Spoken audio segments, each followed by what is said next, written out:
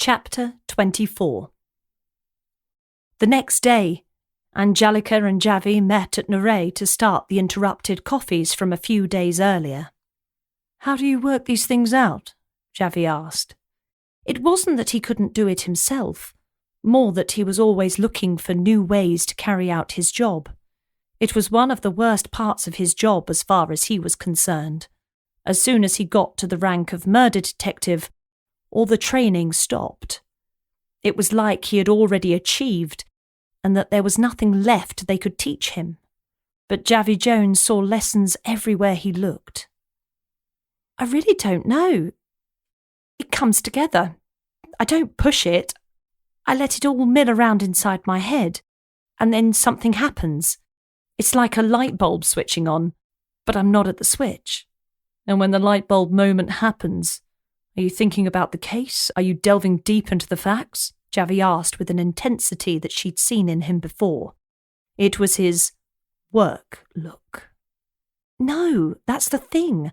I'm not thinking about it at all. It's like I need to let the subconscious do its thing. I think about something else completely." "I might call you again when I need help with the case," Javi said with a cheeky smile, the intensity gone. He raised his coffee cup to his lips and sipped. It wasn't what he was used to. Angelica had ordered this time. Javi had a cappuccino. Angelica licked her lips at the sweetness of the drink. She'd gone for one with a gingerbread syrup in, and hadn't anticipated the concentration of the sugary syrup. "I might just take you up on that." Like what you've listened to? The Valentine's Mystery, the next instalment of the Angelica Boyle series, is available soon. Listen to the first chapter now. The Valentine's Mystery. Chapter 1. "We're all going," Delia said to Angelica. It was the Valentine's marked ball, the February social highlight in Javier. Anyone who was anyone would be there. All of Angelica's friends went. In fact, they went to any and every social occasion. It was part of being the in crowd in the town. "I'm not sure. What about Tommy?" Angelica asked, brushing her hand through her long brown hair, a sure sign that she was nervous. Angelica had a few tells. This was her most obvious. So obvious that even Delia noticed it.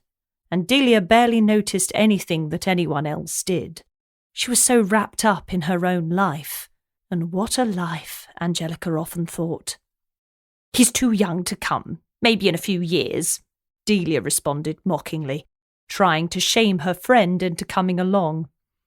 Angelica didn't want to turn up and be left on her own while her friends mixed with the great and good of Javier. "Where is it?" "For the 15th time! It's at Cala Clements, a beautiful place where I've been to many weddings.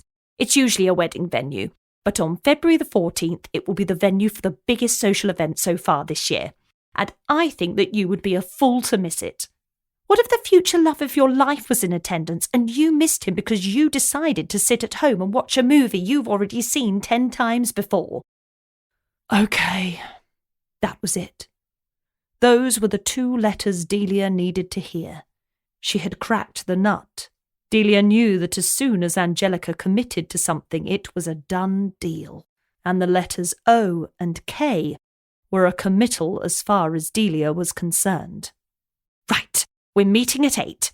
I know it's early for Spain, but then we can get good seats, mingle a bit and get loaded," Delia enthused. Angelica liked the sound of an early start, because that meant an early finish. But there was no chance she'd get loaded, as Delia put it. She didn't drink much at all, and she'd heard rumours about the Valentine's masked ball. "And in case you've heard the rumours, there's nothing to be concerned about at the event. We go there every year. I've been there every year since I was 16, and I've never seen anything but people having a good time. You do want to have a good time, don't you, Ange? But no buts, no problems. Nothing but us Having a bit of fun. You deserve that, Delia uttered with a finality that Angelica recognised. The tone indicated that it was conversation over. She had heard that tone from her father all her life. She had even detected it in the voice of her son Tommy from time to time. The conversation stopped. Angelica was left with nothing but her thoughts.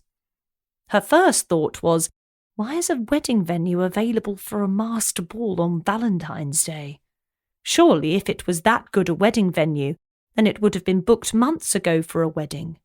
Don't people still get married on Valentine's Day? Angelica wondered if it could be that she wasn't the only one in the beautiful town of Javier that was finding love difficult.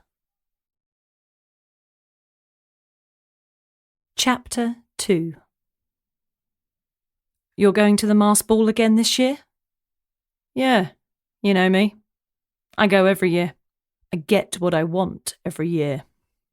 But what do you want? A woman. No, that's not what you want. It is. You know plenty of women. I know plenty of women. Do you want one of them? Not on Valentine's. I could find you a woman. A woman who will beat you and hurt you. A woman who will bleed your bank account dry. A woman who will break you and leave you. Now, do you still want a woman? What's the alternative? A man? No, you're not getting the point. And I think you're doing it deliberately. You say you want a woman. That's far too generic. There are 4 billion of them on the planet. Some are too young, some too old. Some of them live too far away. A big chunk of them are already in happy relationships. Some aren't ready for a relationship right now. There are so many reasons why you don't just want a woman. And while you're wrapped up in just wanting a woman, any woman, you'll never find the right one. And you're some kind of expert, are you? It seems I'm more of an expert than you. Well, I don't care what you have to say. I'll be going to the masked ball, and I'll be taking my trusty Rohypnol. If I can't find a woman to spend the night with me on Valentine's by fair means, then I'll find one another way. You're an animal. Thank you.